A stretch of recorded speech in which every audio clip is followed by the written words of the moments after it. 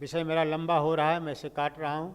उदाहरण देने के लिए, जैसे गर्भाधान संस्कार ही प्रारंभ से लें यदि हम इसको धार्मिक संस्कार का रूप दे करके वैदिक संस्कृति ने मानव के निर्माण की दिशा में एक चमत्कारिक विचार को जन्म दिया। प्रोफेसर मैक्स मुलर ने बृहदारण्यक उपनिषद के उस भाग का अंग्रेजी अनुवाद नहीं किया जिसमें गर्भाधान संस्कार की चर्चा है। उसका अंग्रेजी अनुवाद करने की बजाय उसको लैटिन में उद्धृत कर दिया ताकि आम आदमी उसको पढ़े और भ्रमित हो जाए और वो समझ ना सके उसके रहस्य को। लेकिन जब कभी हम विचार करते हैं, सोचते हैं, तो बड़ा आश्चर्य होता है भारत के उन पुराने आप्त पुरुषों की सोच पर, उनकी व्यवस्था पर।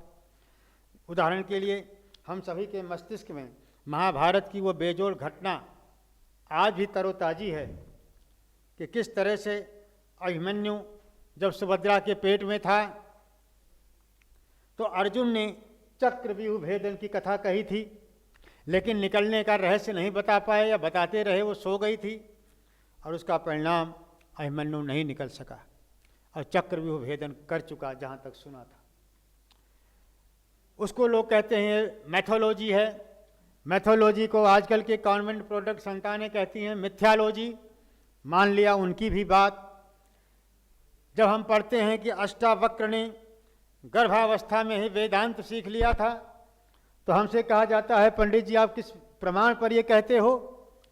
तो जब हम उनको सुनाते हैं इतिहास की वो गौरवशाली गाथा कि रानी मदालसा गर्भावस्था में गाया करती थी, शुद्धोसी बुद्धोसी निरंजनोसी संसार माया परिवर्जितोसी, इस तरह की जब थपकियाँ और लोरियाँ दिया करती थी, तू शुद्ध है मेरे बच्चे, तू बुद्ध है, संसार की माया से निर्लिप्त है, तो उससे संस्कार बनता था और इन संस्कारों के कारण उसकी 8 संतान ब्रह्मर्षि बन गई। इतिहास का स्वर्णिम पृष्ठ इस बात का साक्षी है।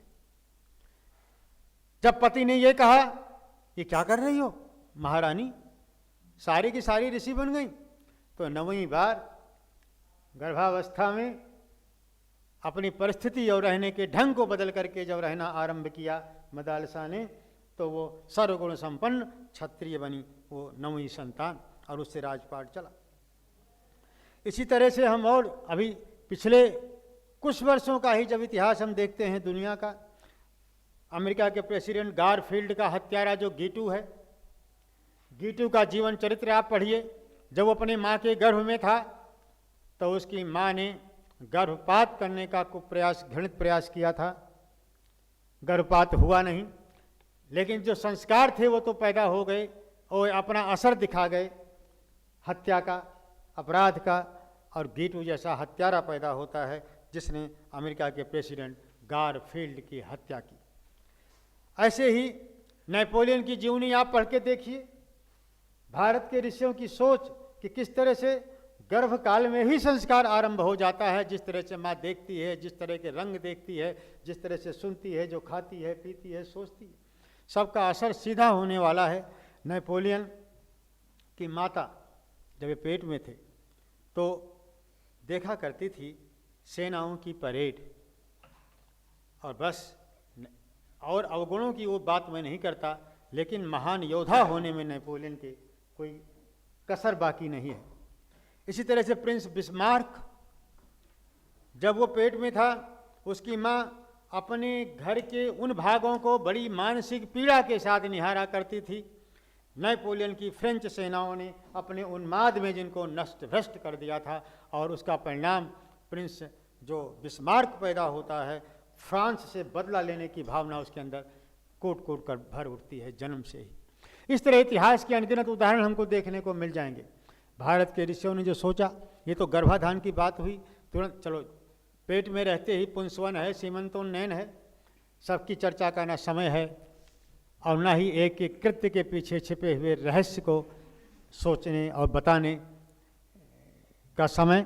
लेकिन इतना जरूर मैं निवेदन कर सकता हूँ अपने पूज्य विद्वानों की उपस्थिति में कि हमारे संस्कार जो वैदिक हैं, जो घटाए बढ़ाए गए हैं कल्पना के द्वारा, उनकी बात तो मैं नहीं करता, लेकिन कम से कम जो ठोस अस्वल पारस्कर आदि गृह सूत्रों के आधार पर जो संस्कार हमारे यहाँ चल रहे हैं, उनके एक एक कृत्य के पीछे वैज्ञानिक ठोस कारण है। आवश्यकता इस बात की है कि हम अनुसंधान करें, सोचें, समझें और जानें। शहद में डुबो के लिखता है ओम। क्यों बनाई ये परंपरा? क्या कारण था? क्या है छिपा हुआ रहस्य इसके पीछे? हलवा नहीं खिलाया, कोई बर्फ़ी नहीं खिलाई, रसगुल्ला नहीं खिलाया, शहद।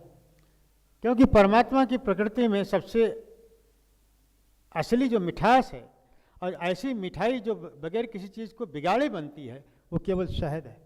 बाकी हर मिठाई तो चीनी से मीठी बनती है, और चीनी तो गन्ने के स्वरूप को बिगाड़ के बनती है। असली शहद बनी है पेड़ की डाली पर। उसे बनाने के लिए शहद की मक्खियों ने चूसा है फूलों से रस, पर फूल अपनी जगह पर खिला हुआ है, शोभा गुलशन की बर्बाद नहीं हुई। दूसरी ओर छत्ता भी तैयार हो गया किसी डाली पर। क्या सीख देना चाहता है भारतीय पिता अपने पुत्र या पुत्री को? देखो मेरी नन्ही सी जान, जिस तरह से शहद का छत्ता लग जाता है और गुलशन से रस भी ले लिया गया फूलों से, बर्बाद नहीं हुआ कोई बगीचा, ऐसी ही जिंदगी में अपनी सारी मंजिलों को तुम चूमना, अपने सारे सपनों को तुम साकार करना, पर देखना अपना काम बनाने के पीछे किसी के काम को न बिगाड़ना, किसी का दिल न दुखाना, किसी का हिस्सा न हड़पना। है कोई दुनिया की ऐसी दूसरी संस्कृति जो पैदा होते ही ईमानदारी के पाठ का संस्कार देना चाहती हो, जो शहद चटा करके, और वो भी स्वर्ण शलाका से? आयुर्वेद में स्वर्ण के भस्म तक की जो कीमत है उसे समझना होगा कि भाई जो कुछ भी निकले इसकी ज़बान से, उसमें आध्यात्मिकता सनी हुई हो, उसमें सच्चाई सनी हुई हो, और वो बात केवल मीठी ना हो, उस बात में दम भी हो, वो बात वजनदार भी हो। ऐसा ना हो कि ऐसे मिठास से बोले उसे लोग चापलूसी समझ लेंगे, ऐसा बोले जो दमदार हो, जो वजनदार हो। इसलिए तो सोने की शलाका से एक रिवाज बना, ओम लिख दो। और कान में पिता कहता है वेदोसी, तू जानकार है, जिस संसार में तूने आंखें खोली, यहाँ अनजान बन के भोंदू बन के रहने से काम नहीं चलेगा। इस तरह एक एक संस्कार की, एक एक बात की यदि हम देखें उपयोगिता, तो सचमुच आज आवश्यकता इस बात की है कि हम नवनिर्माण करें संस्कारों के माध्यम से।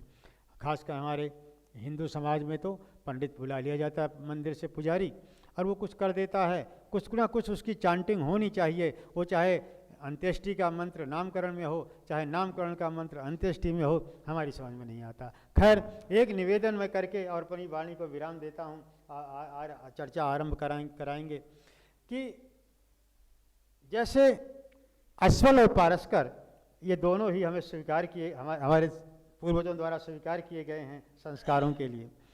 एक ऋषि कहता है कि मुंडन वर्ष भर के अंदर करो, दूसरा ऋषि कहता है तीसरे वर्ष करो। लेकिन जनता ज़्यादा समझदार है, इसलिए दोनों को कम से कम उत्तर भारत के हम लोगों ने दोनों परंपराओं को स्वीकार कर लिया। तो आज का पुजारी पूछो पंडित जी मुंडन कब करें, तो बैठा मंदिर का पुजारी कहता साल भर के अंदर करो या तीसरे साल करो। तो पारस्कर को भी स्वीकार कर लिया, अस्वल को भी स्वीकार कर लिया। मैं अनुसंधान में पढ़ा हूँ, ऑल इंडिया मेडिकल इंस्टीट्यूट के कुछ सीनियर प्रोफेसर मेरे साथ हैं, उनका नाम है प्रोफेसर अरविंद बग्गा। वो बग्गा साहब आजकल ढूंढ रहे हैं कि क्या कारण है कि साल के अंदर या तीसरे साल में ही ये मुंडन होना चाहिए। मुसलमान भाइयों में होता है, उसको बोलते हैं हकीका, वहाँ भी होता है। तो ये परंपराएं चली हैं, इसके पीछे क्या ठोस कारण है, मेडिकल रीजनिंग क्या होगी, उसको प्रोफेसर बग्गा बताएंगे। शास्त्र क्या कहते हैं उसकी चर्चा, और ये क्यों और कब से ये परंपरा है और क्या कुछ है होना चाहिए, ये आप ज्येष्ठ और श्रेष्ठ लोग बताएंगे। दूसरी बात ये है कि विवाह संस्कार में बड़ा आम आदमी के दिमाग में है कि 7 फेरे होते हैं, 7 फेरे होते हैं, और कोई या प्रतिज्ञाएं 7 होती हैं। हमारी समझ में आज तक नहीं आया किस संस्कार विधि में लिखी हुई है प्रतिज्ञा। लाओ मैं 70 लिख दूँ, और कहाँ लिखा हुआ है कि 7 बार अग्नि के लगाओ चक्कर। ठीक है, तो ये सब अव्यवस्था जो बन गई है, हमारी सारी व्यवस्था, 7 फेरे पिक्चर उक्चर बनी होगी, उसके बाद से 7 फेरे आम आदमी समझता है 7 फेरे ही लगाए जाते हैं, 7 प्रतिज्ञाएं ही होती हैं, ऐसा कुछ करके। उसके बाद जैसे नामकरण संस्कार है, अब नामकरण में भी तिथि का देवता, नक्षत्र उसका देवता, इनकी आहुति, इनका स्मरण, ये सब समझ में आता है। लेकिन पहला अक्षर महत्वपूर्ण है, ये हमारी समझ में आज तक नहीं आया। मैं ज्योतिष का बड़ा भक्त हूँ, मैं काट नहीं कर रहा, मैं आदर करता हूँ, वेद का अंग है ये। लेकिन हमारी समझ में अगर ये नहीं आया कि पहला अक्षर पंडित जी बता दो तो हम नाम रख लें, ये क्या बात है? क्या ये ढकोसला है या इसके पीछे कोई वैज्ञानिक रहस्य है? और यदि ढकोसला नहीं है सर, तो राम का नाम भी तो रा से है, रावण का नाम भी रा से है, एक की हम माला जपते हैं, दूसरे का पुतला जलाते हैं। से आता हूँ, मायावती भी माँ से लिखी जाती है, मुलायम सिंह भी माँ से लिखे जाते हैं, एक माँ चीफ मिनिस्टर है, दूसरा माँ गद्दी से उतारा जाता है। पहला अक्षर मुझे लगता है इतना महत्वपूर्ण नहीं है, और ये परंपरा बाद में शुरू हुई है, नामकरण संस्कार का अंग नहीं है ये। नामकरण संस्कार में तो नाम सार्थक होना चाहिए, सरल होना चाहिए, उच्चारण में आए वो होना चाहिए। वैदिक व्यवस्था क्या थी इस बारे में मेरी जिज्ञासा है, यदि आप इसका समाधान करें तो। अन्य किसी की जो जिज्ञासा हो कृपया करके प्रश्न बताते जाएंगे, कार्य आरंभ कराएंगे प्रोफेसर धर्माधिकारी जी। धन्यवाद आप सबका, बड़े सब्र के साथ आपने टूटी फूटी मेरी जिज्ञासा सुनी, आपका बहुत बहुत धन्यवाद, आप सबका अभिनंदन, आप सबका वरण। अब इसके बाद पूज्य विद्वद्गण चर्चा करेंगे और हम सब लोग दत्तचित्त होकर श्रवण करेंगे। कोई जिज्ञासा होगी, किसी तरह का प्रश्न आएगा तो बाद में उसका समाधान ये सक्षम महापुरुष जरूर करेंगे, आप उसे सोच के और लिख करके रखिए। धन्यवाद। ओम शांति।